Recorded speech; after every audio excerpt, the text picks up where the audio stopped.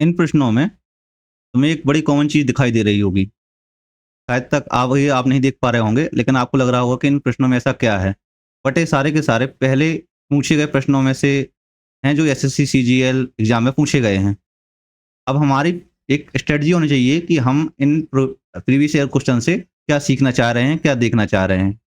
तो हम इस वीडियो में इसी स्ट्रैटेजी की बात करने वाले हैं। इसी स्ट्रैटेजी से रिलेटेड जो भी है कि पीवाईक्यू को हमें कैसे समझना है, कैसे है। तो स्वागत है आपका इस वीडियो में जीके स्ट्रैटेजी फॉर एसएससी 2025 की वीडियो में। जहाँ पर हम बताएँगे कि सीजीएल के लिए हमें कैसे जीके जीएस की स्ट्रैटेजी बनानी है, क्या करना है इसके लिए। हमारा चाहे वो टियर 1 का एग्ज़ाम हो, जहाँ पर नंबर ऑफ क्वेश्चंस 25 हैं। इसके अलावा जो उसके टोटल मार्क्स हैं, वो 50 मार्क्स का है। यानी कि टोटल क्वेश्चंस जो हैं, वो 2 नंबर का पर क्वेश्चंस के हिसाब से हैं इसमें। तो यहाँ पर जनरल अवेयरनेस का काफ़ी हिस्सा है। इसके अलावा टियर 2 एग्ज़ाम है, तो वहाँ पे भी अगर आप देखेंगे, तो आपको भी यहाँ पे एक चीज़ दिखेगी कि हाँ, जनरल अवेयरनेस और कंप्यूटर नॉलेज टेस्ट है। बट यहाँ पर जनरल अवेयरनेस का जो टेस्ट है, वो है इम्पोर्टेंट 25 का, जिसके 75 मार्क्स हैं, क्योंकि यहाँ पर जो पर क्वेश्चन होता है वो 3 नंबर का होता है, तो इसलिए इम्पोर्टेंट हो जाती है। टोटल जो क्वेश्चन हैं वो 50 क्वेश्चन हो जाते हैं, बट यहाँ पे 125 नंबर का आपके पास जुगाड़ है जो आप कर सकते हैं। बट जीके जीएस का आपका सब्जेक्ट मेन सब्जेक्ट ना होने की वजह से आप इसमें बहुत कमज़ोर फ़ील करते हैं। तो हमारा इस वीडियो में जो मेन कोर सब्जेक्ट है, या कहें कोर जो है, कि हमें इसमें बात क्या करनी है, आखिर हमें कैसे पीवाईक्यू को पढ़ना है, कैसे समझना है कि टॉपिक्स कौन इम्पोर्टेंट हैं, इन सारी चीज़ों की हम बात करने वाले हैं इस वीडियो में। तो देखो, यहाँ पे एक चीज़ और है, मैंने एक पाई चार्ट बनाया हुआ है कि किसका हमें पहले ये पता होना चाहिए कि किस पोर्शन का सबसे ज़्यादा इम्पोर्टेंट रोल है। तो जहाँ पर हिस्ट्री सब्जेक्ट जो है, वो बहुत ज़्यादा इम्पोर्टेंट रोल निभाता है। यहाँ पर लगभग 25% क्वेश्चंस आते हैं। ये लास्ट 5 ईयर्स का क्वेश्चन एनालिसिस है, जो मैंने खुद किया हुआ है, मैंने देखा हुआ है अलग-अलग चीज़ों से। मैंने सारा डेटा निकाल के देखा कि लगभग 25 क्वेश्चंस हैं जो वो हिस्ट्री से ही आते हैं, चाहे वो एंशिएंट हिस्ट्री हो, मिडल हिस्ट्री हो, और चाहे वो मॉडर्न हिस्ट्री हो। बट यहाँ पर एक सबसे बड़ी रियलिटी ये है कि जो क्वेश्चन होते हैं, बहुत ज़्यादा डीप नहीं आते हैं। यहाँ बहुत सिंपल फैक्ट्स होते हैं, जिनकी आप डायरेक्टली प्रिपरेशन कर सकते हैं। इसके अलावा यहाँ पर जो सबसे बड़ा पोर्शन है, वो है स्टैटिक जीके का। तो इस जो चैनल है, यहाँ पर मैं स्टैटिक जीके भी क्लासेस लूँगा। इसके अलावा करंट अफेयर्स की क्लासेस हैं, जो 25% है। यहाँ पे मैं करंट अफेयर्स की क्लासेस का बात इसलिए कह रहा हूँ कि मैं 1 या 2 या 4 क्लासेस करंट अफेयर्स की लेके लाऊँगा एग्ज़ाम से पहले, जो आपकी बहुत कंप्लीटली तैयारी कर सकते हैं। इसके अलावा पॉलिटी, जिसका बहुत नॉमिनल सा रोल है, 12%, और साइंस का 13% है, ज्योग्राफी का 7% है। इसके अलावा इकोनॉमी का 3% रोल है। अब 3% रोल का मतलब ये है कि आपको इकोनॉमी बहुत ज़्यादा पढ़ने की आवश्यकता नहीं है, बहुत ज़्यादा डीप जाने की ज़रूरत नहीं है। ज्योग्राफी के लिए आपको झील, नदियाँ, इन सारी चीज़ों के बारे में जानना ज़रूरी है, बाकी सारी चीज़ों के लिए डीप नहीं जाना है। साइंस में हम इतना डीप हो जाते हैं कई बार, जहाँ पे हमें लगता है कि यही है सारा कुछ। बट साइंस में भी एक सरफेस सा ही हमें रिवीजन करना है और उसकी प्रैक्टिस करनी है। पॉलिटी, स्टैटिक जीके, हिस्ट्री और करंट अफेयर्स, इस 4 कोर सब्जेक्ट हैं, जिनको हमें थोड़ी सा ज़्यादा अच्छे से पढ़ना है, और आसान सब्जेक्ट्स होते हैं ये। चलिए हम देखते हैं, तो जो ये पीवाईक्यू क्यों इम्पोर्टेंट है। तो यहाँ पर आप एक चीज़ देखिए कि जैसे सीजीएल का एग्ज़ाम होता है, तो जो टियर 1 का एग्ज़ाम है, और टियर 1 का एग्ज़ाम ही है, तो यहाँ पर शिफ्ट एक दिन, कुछ दिन बाद ही क्वेश्चन रिवाइज़्ड होते हैं। तो कई बार ऐसे क्वेश्चंस होते हैं, ऐसे टॉपिक्स होते हैं, जहाँ से क्वेश्चन बार-बार रिवाइज़्ड हो रहे हैं। चाहे आप यहाँ पर देख लीजिए, रज़िया से रिलेटेड क्वेश्चन है, जो दिल्ली सल्तनत की एक शासिका थी, रज़िया सुल्तान। तो उनका रिलेटेड क्वेश्चन है ये, 2019 में पूछा गया, उसके पहले ये 2016 में भी पूछा गया था। तो यहाँ पे क्वेश्चन रिवाइज़्ड हो रहे हैं। यहाँ पर मेन चीज़, और भी ऐसे बहुत सारे क्वेश्चंस हैं, चाहे वो किसी भी सब्जेक्ट के हैं, सारे क्वेश्चंस रिवाइज़्ड हो रहे हैं। अब ये आप यहाँ पर देखिए, भारत का तोता के नाम से किसे जाना जाता है? तानसेन, इब्न बतूता, अमीर खुसरो, जियाउद्दीन वर्नी। तो ये बहुत सरल क्वेश्चंस है, इसका आंसर भी है भारत का तोता। आप आराम से बता सकते हैं कि अमीर खुसरो हैं या तानसेन हैं। यहाँ पे आपको एक बार हो सकता है कि कन्फ्यूजन हो जाए, बट यहाँ पर आपको कन्फ्यूजन नहीं करना है। देखिए, अभी मैं क्वेश्चन का आंसर नहीं बताने वाला हूँ, क्योंकि इन्हीं क्वेश्चंस की प्रैक्टिसेस मैं आगे करवाने वाला हूँ। तो यहाँ पे देखो, मुझे क्वेश्चंस के आंसर तो पता है, बट यहाँ पर मेरा जो मेन पर्पज़ वो है कि हमें आपको ये बताना है कि ये जो सारे क्वेश्चंस ये रिवाइज़ हो रहे हैं। एक ही शिफ्ट में कई बार रिवाइज़ हो रहे हैं। ऐसे टॉपिक्स हैं जो एक ही शिफ्ट में रिवाइज़ हो रहे हैं, जैसे इल्तुतमिश है। अब यहाँ पर ये देखिए, इल्तुतमिश से रिलेटेड क्वेश्चंस पूछे जा रहे हैं यहाँ पे, चाहे इब्राहिम लोदी, बलबन से रिलेटेड क्वेश्चंस हो गए हैं। सो यानी कि दिल्ली सल्तनत बहुत इंपॉर्टेंट है, और सरफेस से क्वेश्चंस आपको जानने हैं सारे के सारे। सरफेस से फैक्ट्स हैं, तो सारे के सारे आपको जानने होते हैं। दिल्ली सल्तनत से आपको बहुत ज़्यादा डीप नहीं जाना, उसके प्रशासन के बारे में बहुत डीप नहीं जाना है। वहाँ पे सिर्फ़ आपको ये जानना है, किस वंश की स्थापना किसने की हुई थी। अगर खिलजी वंश है तो उसकी स्थापना किसने की हुई थी, अगर सैयद वंश है तो उसकी स्थापना किसने की हुई थी। ये आपको बेसिकली फैक्ट्स पता होने चाहिए। अब यहाँ पर आप ये देखिए कि जैसे 2016 में ये क्वेश्चन पूछा गया था, उसके बाद भी ये रिवाइज़ किया गया है 2019 में। तो ये बार-बार क्वेश्चन रिवाइज़ हो रहे हैं। मेरा एक मेन चीज़ कहने का मतलब यही है कि क्वेश्चन रिवाइज़ करते हैं। बस आपको पता होना चाहिए कि किस टॉपिक से रिवाइज़ कर रहे हैं। जैसे दिल्ली सल्तनत आपको पढ़ना ही चाहिए। अगर मैं कहूँगा मिडल हिस्ट्री का सबसे इम्पोर्टेंट टॉपिक क्या है, तो वो दिल्ली सल्तनत है। ऐसे ही आप आगे देखेंगे तो ये सारा का सारा देखो मिडल हिस्ट्री का ही पार्ट है। यहाँ पर ये वाला क्वेश्चन जो है, ये मॉडर्न मॉडर्न हिस्ट्री का पार्ट है जो भी शिक्षा से रिलेटेड है। तो भारतीय आधुनिक इतिहास में शिक्षा का क्या स्थिति थी? तो वुड पैच का सिद्धांत आपको पता होना चाहिए। आदेश कब पारित किया गया था? यहाँ यहाँ पे आपको पता होना चाहिए, जैसे इसका आंसर 1854 है। तो अब यहाँ पे देखिए, ये लगातार 2016 में पूछा गया है। वहीं टियर 1 एग्ज़ाम में 2016 में ही 2 ही शिफ्ट में पूछा गया, अलग-अलग शिफ्ट में पूछा गया है। इसके अलावा सीजीएल टियर 1 यानी 2023 में भी एग्ज़ाम को क्वेश्चन को रिवाइज़ किया गया हुआ था। तो यहाँ पर ये चीज़ इम्पोर्टेंट रखनी है। देखिए यहाँ पर 2016 देखिए जो 2016 में क्वेश्चन्स पूछे गए हैं, उनका बार-बार रिवाइज़ किया जा रहा है। बहुत ज़्यादा क्वेश्चन सबसे ज़्यादा रिवाइज़ किए गए हुए हैं 2016 के क्वेश्चन्स। क्योंकि देखिए 2018 के बाद से पैटर्न धीरे-धीरे चेंज होने लगा था टीसीएस द्वारा। तो अगर पैटर्न को आपको ध्यान रखना है, तो चीज़ें ध्यान रखो कि पैटर्न कब से चेंज हो रहे हैं। उसके पहले के क्वेश्चन का ज़रूर रिवीजन करो। आपको इन सारे के जो अब मैं तो देखो प्रमोट तो नहीं कर रहा हूँ टेक्स्ट बुक को, बट यहाँ पर आपको सीधा-सा बता रहा हूँ। टेक्स्ट बुक पे आप जाके लगा सकते हैं सारे क्वेश्चन्स जो भी पीवाईक्यू से रिलेटेड हैं। चाहे वो अब देखिए यहाँ पर ये जो मुगल काल से रिलेटेड है, तो दिल्ली सल्तनत और मुगल काल बहुत इंपॉर्टेंट है। लेकिन उतना इंपॉर्टेंट जितना दिल्ली सल्तनत इंपॉर्टेंट है, उतना मुगल काल इंपॉर्टेंट नहीं है, क्योंकि मुगल काल बहुत लेंदी होता है। यहाँ पर बहुत सारे फैक्ट्स होते हैं। सो आपको यहाँ पे कुछ चीज़ें पता होनी चाहिए। किसने उपाधि धारण की थी, किसके समय पे कौन विदेशी आया हुआ था, जो आते हैं, किसके दरबार में कौन आया हुआ था, किसने किस महल की स्थापना की है, किस मस्जिद की स्थापना की हुई है। इन सारी चीज़ों के बारे में आपको मुगल काल में अच्छे से पता होना चाहिए। तो देखो यहाँ पर मेरा एक ही चीज़ है कि किसका मकबरा क्या मतलब सब कुछ आपको छोटे-मोटे फैक्ट्स ज़रूर याद होने चाहिए। इसके लिए मैं एक यूथ पब्लिकेशन की मेरे पास पीडीएफ है, वो आपको मैं शेयर कर दूँगा, जहाँ पर आपको मुश्किल से 160 पेज में पूरा का पूरा जीके कंप्लीट किया हुआ है। बहुत अच्छी बुक है वो, बुक तो नहीं पीडीएफ है, सो आप उसको निकलवा सकते हैं। उसके लिए आपको टेलीग्राम चैनल जॉइन करना पड़ेगा। टेलीग्राम चैनल की जो लिंक है, वो आपको डिस्क्रिप्शन में मिल जाएगी। ये देखिए, और यहाँ पे पॉलिटी के क्वेश्चन्स हैं। कई बार हमें लगता है पॉलिटी कितना लेंदी है, इसमें बहुत सारे फैक्ट्स हैं। बट यहाँ बहुत सरफेस से क्वेश्चन्स पूछ रहे हैं। जैसे भारत संविधान के किस भाग में कल्याणकारी राज्य का विचार है? तो जैसे इसका आंसर है राज्य के नीति निर्देशक तत्व। तो आपको अच्छे से पता होना चाहिए कि राज्य के नीति निर्देशक तत्व कौन-कौन से अनुच्छेद में आते हैं, कितने अनुच्छेद हैं इसके। जैसे अनुच्छेद 44 के बारे में आपको पता होना चाहिए कि यहाँ पर सामान्य नागरिक संहिता आती है। कुछ चीज़ों के बारे में ज़रूर पता होना चाहिए आपको पॉलिटी के बारे में। सिर्फ़ इस टॉपिक की बात नहीं कहूँगा मैं, इसके अलावा आपको प्रस्तावना अच्छे से पता होना चाहिए, मौलिक अधिकार पता होना चाहिए, कौन से मौलिक अधिकार किस अनुच्छेद के अंतर्गत आते हैं। आपको थोड़ी बहुत उच्चतम न्यायालय और राष्ट्रपति बहुत इंपॉर्टेंट टॉपिक है। अगर कोई भी पॉलिटी के लिए टॉपिक बोलेगा तो मैं 2 या 3 टॉपिक का नाम सबसे ज़्यादा लूँगा। एक तो संसद है, राज्य विधानमंडल। संसद और राज्य विधानमंडल दोनों साथ में लेके चलना है। इसके अलावा राष्ट्रपति, राज्यपाल और उपराज्यपाल, इन टॉपिक्स को बहुत साथ में लेके चलना है। संसद में जो भी क्वेश्चन्स होते हैं, जैसे तारांकित क्वेश्चन्स होते हैं, जो प्रश्न पूछे जाते हैं, तारांकित, अतारांकित प्रश्न हो गए हैं। इसके अलावा अगर उच्चतम न्यायालय में पूछोगे तो आपकी 142 शक्तियाँ, 143 शक्तियाँ, उसके कौन से क्षेत्राधिकार हैं, स्पेशली अपीलीय क्षेत्राधिकार, मौलिक क्षेत्राधिकार, इनके बारे में आपको डिफरेंस पता होना ही चाहिए और यही इम्पोर्टेंट है इसमें। बाकी बहुत सारी चीज़ें इम्पोर्टेंट नहीं होती हैं। हमें लगता है कि देखो, क्योंकि इतने सारे टीचर्स हैं, आप चाहे वो परमार सर को ले लीजिए, चाहे वो आप नवीन सर को ले लीजिए, ये सारे आपको बहुत सारा बताते चलेंगे कि आपको ये पढ़ना है, वो पढ़ना है। इतना सारा फैक्ट बता देंगे। अगर आप नवीन सर की क्लासेस देखेंगे अभी एंड इन प्रेजेंट में, तो आपको बहुत ज़्यादा लेंदी लगेगा। अभी उनकी क्लासेस देखने का समय नहीं है। अगर आपने पहले से प्रिपरेशन की हुई है, तो उनकी क्लासेस देखना आपको बंद कीजिए अभी प्रेजेंट में। और सबसे बेहतर आइडिया ये है कि जो भी जितनी ज़्यादा प्रैक्टिस पे ध्यान देगा, जितनी भी प्रैक्टिस करेगा, वही सबसे ज़्यादा फ़ायदा है। तो मैं अभी आपको थोड़ी देर बाद में बताऊँगा, एक माइंड मैप है मेरे पास, तो मैं उसमें आपको स्ट्रैटेजी बता दूँगा कि आपको प्रिपरेशन कैसी करनी है और इम्पोर्टेंट टॉपिक हैं, वो भी मैं आपको बता दूँगा कि कौन से हैं। तो इसके बारे में भी हम छोटी-सी आप चर्चा कर लेंगे। यहाँ पे एक और क्वेश्चन है, देखिए इस क्वेश्चन को, जो ज्योग्राफी से रिलेटेड क्वेश्चन है, भारत के किस राज्य का सबसे लंबा समुद्री किनारा है? ये सबसे सरल क्वेश्चन है और सबसे ज़्यादा रिवाइड होने वाला क्वेश्चन है ये। ये इसका आंसर गुजरात है। अगर आपको तटीय सीमा से रिलेटेड राज्य सब कुछ है, तो देखो मैंने इंडियन ज्योग्राफी की अभी वीडियो बनाई हुई है, बट उसके बाद भी मैं अभी रेगुलर क्लासेस लूँगा इंडियन ज्योग्राफी की, जो बहुत सरल तरीके से आपको मुश्किल से 10 क्लासेस में सारी इंडियन ज्योग्राफी और कुछ 5-7 क्लासेस में वर्ल्ड ज्योग्राफी कंप्लीट हो चुकी होगी। वहाँ पे आप सारे टॉपिक्स अपने आराम से कंप्लीट कर सकते हैं।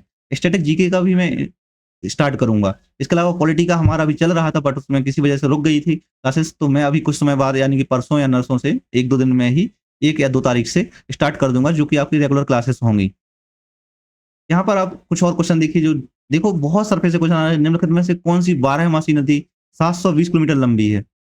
यह हिमालय से निकलकर हिमाचल प्रदेश से चंबा होकर बहती है। अब देखो 720 किलोमीटर, यमुना तो है नहीं है, सरयू नदी भी नहीं है, कृष्णा नदी भी नहीं है, तो कौन-सी नदी है? रावी नदी बचती है। तो इसका आंसर रावी नदी है बेसिकली। बट लेकिन आपको पता तो होना चाहिए ना कि कौन-सा क्वेश्चन सही है। क्वेश्चन सही होने से इम्पोर्टेंट ये है कि आपको टॉपिक्स के बारे में पता होना चाहिए। जैसे आपको इतना ज़रूर जैसे 3 नदियाँ हैं, अगर ज्योग्राफी में कोई कहेगा कि कौन-सी नदियाँ पढ़नी चाहिए, तो मैं सबसे पहले सजेस्ट करूँगा कि उनको 3 नदियों के बारे में अच्छे से पता होना चाहिए, कि सिंधु नदी है, उसके साथ में कितनी सहायक नदियाँ हैं, वो आपको पता होनी चाहिए। वो कहाँ से निकलती हैं, किस झील से निकलती हैं, किस शहर से होके जाती हैं, उसके इम्पोर्टेंट शहर कौन से हैं, इन सब के बारे में आपको एक बार अच्छे से पता होना चाहिए। अगर वो चीज़ें नहीं पता हैं, तो आपको लगता है एक बार डाउट आ भी सकता है उन सारी चीज़ों के बारे में। तो ट्राई ये करना है कि जो भी ये 3 नदियाँ हैं, जैसे सिंधु नदी हो गई है और गंगा नदी हो गई, इसके अलावा ब्रह्मपुत्र नदी हो गई। ये 3 नदियाँ हैं, ये बहुत इम्पोर्टेंट है, इन तीनों नदियों के बारे में अच्छे से पता होना चाहिए। चाहे वो कुछ भी हो जाए, इन 3 नदियों को बार-बार रिवाइज़ करो, इससे क्वेश्चन्स आते ही आते हैं। इसके अलावा जो देखो इंडियन ज्योग्राफी अगर स्टार्ट होती है, तो आपको ये पता होना चाहिए कि भारत के पश्चिमी बिंदु का नाम बताइए। 4 बिंदु आपको पता होना चाहिए कि उत्तर, दक्षिण, पूरब, पश्चिम में कौन-कौन से बिंदु हैं। तो जैसे यहाँ पर ग्वार मोती है, यहाँ पर देखो गौर माता लिखा हुआ है। अब देखो मिसप्रिंट हो गया, सो देन आपको वहाँ से हो सकता है कि कन्फ्यूजन हो जाए कि अरे कौन-सा है, पता नहीं है। नहीं, इसका ग्वार मोती है, तो इसका आंसर गौर माता होगा। बट यहाँ पर आपको ध्यान रखना है कि ऐसे सरफेस क्वेश्चन आ रहे हैं, बहुत सारे क्वेश्चन आ रहे हैं। कई बार जब इंडियन ज्योग्राफी हम स्टार्ट ही करते हैं, देन हम इस चीज़ को पढ़ा रहे होते हैं। कोई भी टीचर होता है, वो इस चीज़ को पढ़ा रहा होता है। अगर आप परमार सर की वीडियो पहले देख चुके हैं, तो उन्होंने भी पढ़ाया हुआ है। अगर मेरी वीडियो देखी हुई है इंडियन ज्योग्राफी, तो मैंने भी पढ़ाया हुआ है। देखो, थंबनेल वो एक अलग स्ट्रैटेजी होती है लोगों को लाने की, सो आप वो वहाँ पे आ जाइए, चीज़ों को समझिए। अभी प्रेज़ेंट में किसी भी ऐसी नई बुक्स को खरीदने का समय नहीं है। जैसे मैं अभी कुछ समय पहले यूट्यूब पे वीडियो देख रहा था कि बहुत सारी ऐसी बुक्स लॉन्च हुई हैं, जिनका नाम हाइड्रोजन बॉम्ब रखा गया है या कुछ भी रखा गया है।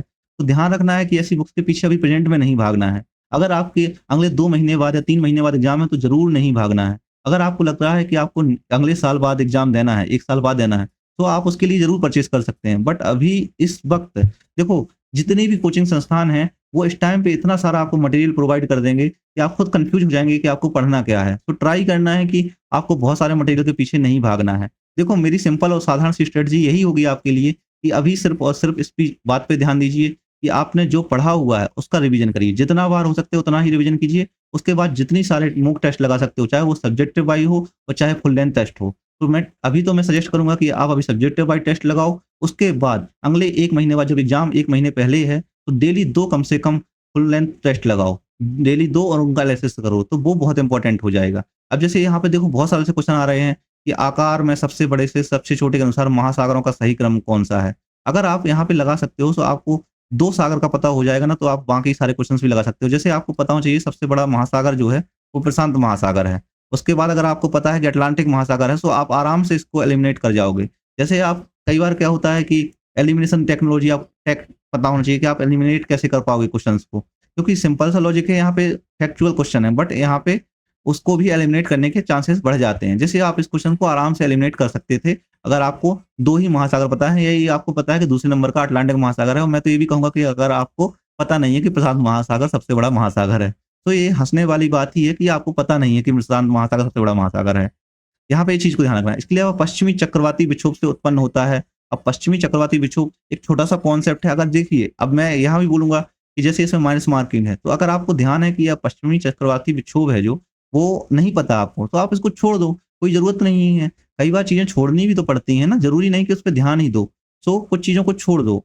जो आपको क्वेश्चन नहीं आ रहा है, ज़रूरी नहीं कि उसको अटेम्प्ट करना ही है। कई बार ऐसे टीचर्स बोलते हैं कि जितने ज़्यादा अटेम्प्ट करोगे उतना ही फ़ायदा है। नहीं, ऐसा नहीं होता है। देखो, अगर आपको श्योरिटी आ रही है कि हाँ, इसमें फ़ायदा है, तो देन आप अटेम्प्ट कर सकते हो इसको। इसके बाद क्वेश्चन आता है, किस कारण से वायु के बुलबुले तरल पदार्थ से उठते हैं? अब देखो यहाँ पर ये बहुत सिंपल क्वेश्चन है। अब जो चीज़ें भी ये क्वेश्चन्स आ रहे हैं, जैसे साइंस में हो गए हैं, यहाँ पे क्वेश्चन दिया हुआ है, कला क्षेत्र शैली किस भारतीय शास्त्रीय नृत्य शैली से संबंधित है? तो आपको इन कुछ चीज़ों के बारे में अच्छे से पता हो जाना चाहिए। ये बहुत सरफेस से क्वेश्चन है, स्टैटिक जीके के हैं। नृत्य के बारे में आपको पता होना चाहिए, तबले के बारे में पता होना चाहिए। स्पेशली लोक नृत्य पता होना चाहिए, वो कौन-सी जनजाति करती है, इनके बारे में आपको ज़रूर पता होना चाहिए। शास्त्रीय नृत्य, शास्त्रीय भाषाएँ इनके बारे में अच्छे से अगर पता होगा तो आपको और आसानी होगी। जैसे जियोग्राफ़ी है सॉरी इंडियन इकोनॉमी है, तो आपको बहुत सरल आता है यहाँ पे, बहुत सरल क्वेश्चन आते हैं और इंडियन इकोनॉमी के क्वेश्चन्स अगर आप थोड़ी-सा भी पढ़ लोगे, मुश्किल से बेसिक्स कॉन्टेप्ट्स कॉन्सेप्ट जान लोगे, उसके जो शुरुआत के टॉपिक्स हैं कि भारतीय अर्थव्यवस्था है क्या बेसिकली, है ना?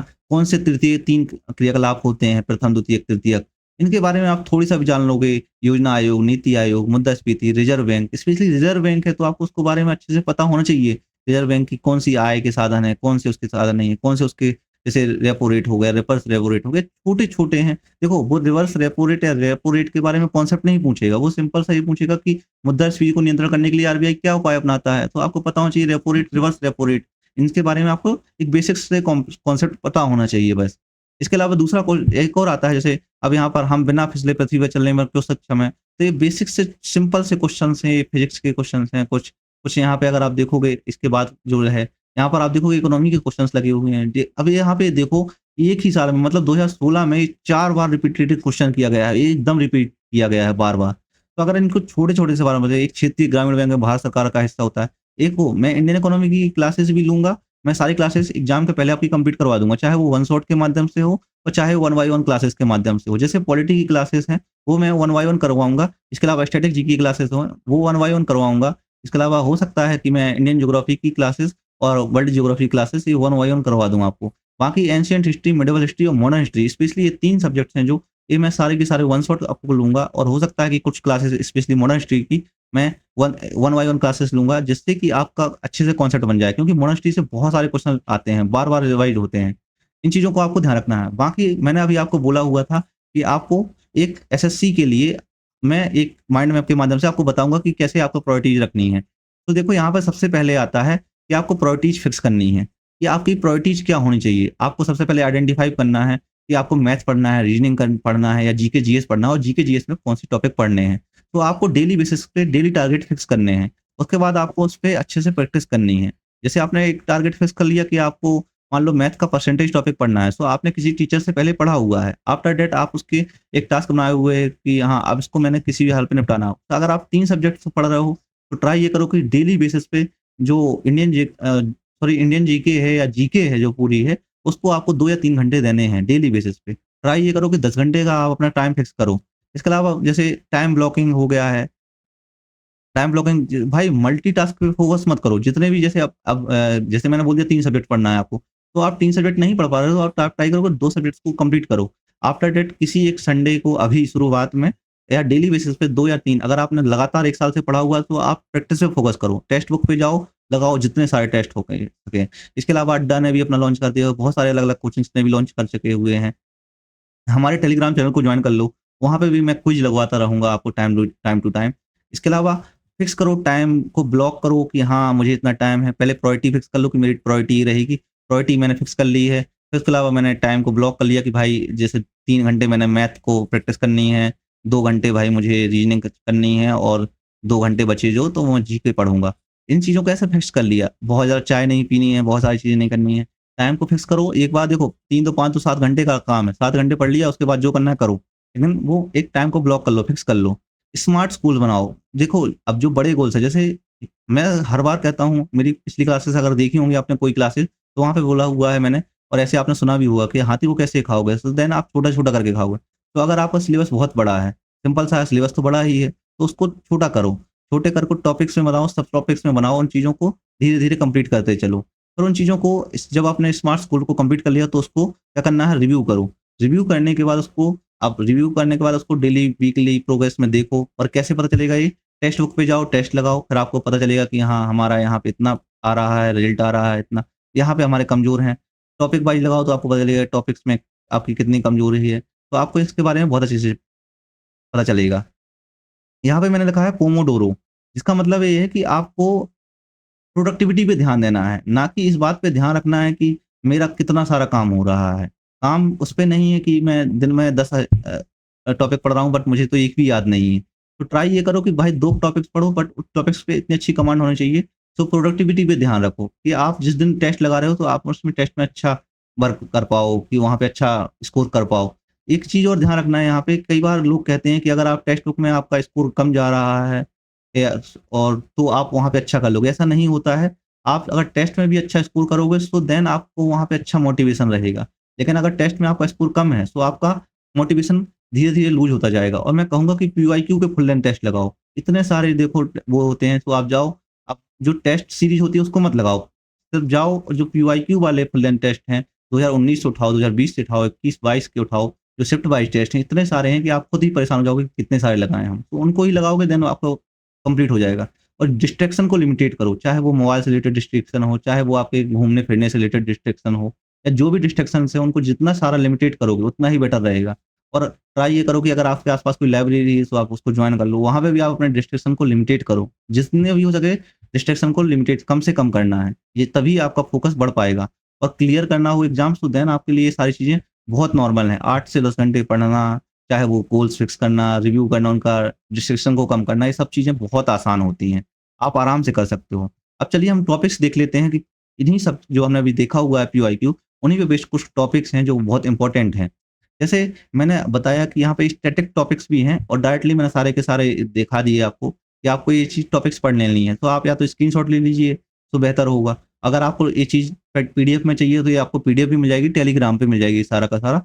बाकी इसकी इम्पोर्टेंस नहीं है, इसका स्क्रीनशॉट ले लीजिए तो आपको पढ़ने में आ जाएगी। जैसे विटामिन और रोग हैं, महत्वपूर्ण सरकारी योजनाएँ हैं, केंद्रीय मंत्री हो गए, आपको पता होना चाहिए कौन-सा केंद्रीय मंत्री है, हाल ही में कौन-सी योजनाएँ लॉन्च हुई हैं, इसके बारे में आपको अच्छे से पता होना चाहिए। करंट अफेयर्स में पढ़ा दूँगा आपको। विटामिन और रोग्स पता होना चाहिए। अगर आपने बायोलॉजी पढ़ी है तो इसके बारे में आपको थोड़ी बहुत पता होना चाहिए। वर्ष 2024-25 में कौन-सी पुस्तकें लॉन्च हुई हैं, फेमस व्यक्ति कौन से थे, जैसे शशि थरूर ने कौन-सी बुक्स लॉन्च कर दी है। साल में 1 आध बुक्स लॉन्च कर ही देते हैं वो, है ना? इसके अलावा हमारे विदेश मंत्री ने कौन-सी बुक्स लॉन्च की हुई, इसके बारे में आपको अच्छे से पता होना चाहिए। राज्य सरकार की योजनाएँ क्या हैं? अब जो कई सारे राज्य होते हैं फेमस, जैसे उत्तर प्रदेश है, तो वहाँ पे ऐसी कई सारी अलग-अलग योजनाएँ लॉन्च होती रहती हैं। महाराष्ट्र हो गया है, गुजरात हो गया, यहाँ पे बहुत सारी योजनाएँ चलती रहती हैं। इतिहास में अगर पढ़ोगे तो आप वायसराय, गवर्नर जनरल से पता होना चाहिए, उन्होंने कौन-सी योजनाएँ लॉन्च की, क्या लॉन्च किया हुआ था, कब टाइम पे ये आए थे, क्या था, इनके समय पे कौन आया था, क्या बड़ी घटना घटित हुई थी। चोरा चोरी कांड घटना किसके समय हुई थी, भारत छोड़ो आंदोलन कब हुआ था, ये सब थोड़ी बहुत पता होना चाहिए। प्राचीन राजवंश और राजधानी आपको अच्छे से बिल्कुल पता होना ही चाहिए। महाजनपद काल की नदियाँ पता होनी चाहिए कि कौन-सा महाजनपद काल, जो महाजनपद था, वो किस नदी के किनारे था, इसके बारे में अच्छे से पता होना ही चाहिए। इसके अलावा उसकी राजधानियाँ क्या थीं, आपको अच्छे से पता होना चाहिए। मौर्य वंश की राजधानी क्या थी, पहले क्या थी मगध की राजधानी सबसे पहले, उसके बाद चेंज होके क्या बनी। मगध जब साम्राज्य का उदय हो रहा था तो कौन-कौन से राजवंश थे, मौर्योत्तर काल में कौन-कौन से राजवंश आए, कौन-कौन से विदेशी आक्रमण किसके समय हुआ था, हुण आक्रमण किसके समय पे सबसे प्रथम हुआ था, किसने उसको हराया हुआ था हुणों को। इनके बारे में थोड़ा-थोड़ा आपको अच्छे से पता होना ही चाहिए। चाहे फिर वो अब आता है भारत का राष्ट्रीय उद्यान, तो जो सबसे बड़ा है, सबसे छोटा है, सबसे ज़्यादा जानवर पाए जाते हैं, इनके बारे में अच्छे से पता होना चाहिए। शेर कहाँ मिलता है, चीता कहाँ मिलता है, भारत के राष्ट्रीय उद्यान के बारे में पता होना चाहिए। उसके बाद जो फेमस राष्ट्रीय उद्यान है, उसके बगल में कौन-सी नदी है, कौन-सा इंडस्ट्रियल एरिया है आस-पास, इनके बारे में आपको थोड़ी बहुत पता होना चाहिए। महत्वपूर्ण अनुच्छेद हो गए हैं, जैसे 12 से 35 के बीच में क्या है, 52 से लेकर 61 के बीच में क्या है, 62, 63 इन सब के बारे में पता होना चाहिए। संसद 79, 80, राज्यसभा 81, इनके बारे में आपको थोड़ी बहुत पता होना चाहिए। अनुच्छेद 340, 350 राजवंश से संबंधित है। जो भी आर्टिकल्स हैं, चाहे वो संविधान संस्थाओं से हों, सांविधिक संस्थाओं से रिलेटेड हों, कुछ भी हो, आपको इनके बारे में पता होना चाहिए। जैसे मैंने पहले ही बोला हुआ था, भारतीय नदियों का उद्गम स्थल क्या है, इन सब के बारे में आपको अच्छे से पता होना चाहिए। रोगों से प्रभावित अंग क्या हैं, इनके बारे में भी आपको पता होना चाहिए। जीएसटी हो गया, अगर बजट मैं बोलूँगा तो जो इकोनॉमी में पढ़ना चाहिए तो जीएसटी पढ़ लेना चाहिए। बजट है तो बजट में कौन-सी योजनाएँ लॉन्च की गई थी, क्या इम्पोर्टेंट थिंग्स थे उसमें, बहुत इम्पोर्टेंट है। अभी देखो महत्वपूर्ण विषयों का अवलोकन, जैसे प्रेज़ेंट में जो चुनाव हुए थे और देखो अभी हाल ही में युद्ध हुआ है, तो जो एस-400 था उसके बारे में बता दीजिए कहाँ से परचेज़ की हुई थी, एस-400 के समकक्ष कौन है और कौन-सी कंट्री ने परचेज़ की हुई थी, ब्रांड एम्बेसडर कौन कहाँ का है, ग्रैंड स्लैम हो गए, नए राज्यपालों की नियुक्ति हुई है, कौन कहाँ पे राज्यपाल फिक्स हुआ है, मंत्रालय के नए सचिव कौन से थे, प्राचीन पुस्तकें और लेखक हो गए, खेल प्रतियोगिताएँ हो गईं, सैन्य अभ्यास हो गए जो 2024-25 में कंडक्ट हुए थे, उनके बारे में अच्छे से पता होना चाहिए। कुछ एक और इम्पोर्टेंट थिंग है जो कंप्यूटर से रिलेटेड है, कंप्यूटर की मूल बातें हो गई, एमएस ऑफिस हो गए, वर्ड, एक्सेल, पावर पॉइंट, इनके इम्पोर्टेंट पॉइंट हैं, इससे कौन-सा वर्क होता है, इंटरनेट और ईमेल हो गए हैं, अभी प्रेज़ेंट में साइबर सुरक्षा से रिलेटेड हो गई, फिशिंग हो गया, वायरस हो गया, हैकिंग हो गया, नेटवर्किंग की अवधारणाएँ हो गई। तो इसके बारे में आपको अच्छे से पता होना चाहिए। अगर हम एक बार पीछे मुड़कर देखें, यानी कि पीछे के सारे हम देखें कि हमने क्या-क्या जान लिया है, तो आपने यहाँ पे देखो, मैंने पहले ही आपको सारा कुछ बता के रखा हुआ था कि यहाँ पर जनरल अवेयरनेस आता है टियर 1 में, टियर 2 में हो गया जनरल अवेयरनेस ही आता है, 75 नंबर की आती है। इसके अलावा ये सारा उसका कौन से कितने टॉपिक से आ रहा है, कितना परसेंटेज बेस्ड है। इसके अलावा पीवाईक्यू हैं, सब कुछ के बारे में मैंने बताया हुआ है। अब मैं आपको यहाँ पे एक और चीज़ आपको बता देता हूँ कि टेलीग्राम चैनल जॉइन कर लीजिए, और मुझे एक और चीज़ थोड़ी-सी कंप्लीट बताइए अच्छे से कि अगर आपने ये वीडियो देखी हुई है, सो हम जो क्लासेस स्टार्ट करने वाले हैं, अभी पॉलिटी की क्लास स्टार्ट करूँगा मैं, पॉलिटी की क्लास करूँगा, उसके बाद मैं आप कहेंगे तो स्टैटिक जीके की स्टार्ट कर दूँगा। स्टैटिक जीके हमारा कंप्लीट करवा दूँगा, और बाद में इसके बाद में हम इंडियन ज्योग्राफी स्टार्ट कर देंगे। इंडियन ज्योग्राफी स्टार्ट कर चुके होंगे। अब यहाँ पर एक चीज़ और ध्यान रखना है, मैंने पीवाईक्यू की क्लासेस स्टार्ट करने के लिए बोला हुआ है। मेरा प्लान ये है कि हम जब एग्ज़ाम हो उसके 1 महीने पहले करीब के सारे क्लासेस का वन शॉट ले लें। जैसे सबसे पहले हम हिस्ट्री का वन शॉट ले लेंगे, सारा का सारा। मैं हिस्ट्री में करीब 300 क्वेश्चन्स हैं, तो हिस्ट्री के सारे 300 क्वेश्चन्स कंप्लीट करवा दूँगा। इसके अलावा पॉलिटी की करीब-करीब 250 क्वेश्चन्स हैं, तो मैं वो भी करीब सारे कंप्लीट करवा दूँगा। और जो भी इकोनॉमी के क्वेश्चन्स हैं, जियोग्राफी के क्वेश्चन हैं, तो मैं सारे के सारे कंप्लीट करने की सोच रहा हूँ। अब आपको बताना है कि पीवाईक्यू वन शॉट में चाहिए है या डेली बेसिस पे, तो आपको एक कमेंट के माध्यम से बताना है। और अगर आपने टेलीग्राम चैनल नहीं जॉइन किया हो, तो टेलीग्राम चैनल सबसे पहले जॉइन कर लीजिए, जिसकी लिंक आपको डिस्क्रिप्शन में मिल जाएगी, और ये आपके जो इम्पोर्टेंट टॉपिक हैं, वो भी आपको मिल जाएँगे। सो धन्यवाद, शुक्रिया अगर आपने ये वीडियो पूरी देखी हुई है तो।